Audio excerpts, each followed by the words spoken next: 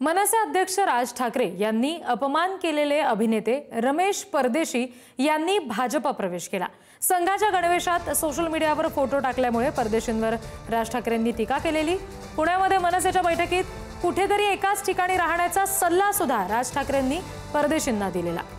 रमेश परदेशी यांना राज ठाकरे यांनी मनसेच्या बैठकीतून बाहेर काढलेला होता। अभिनेते रमेश परदेशी यांची मुळशी पॅटर्न या चित्रपटामध्ये पिट्याभाईची भूमिका आपण सगळ्यांनी बघितलेली आहे आणि आता त्यांनी भाजपात प्रवेश केलाय।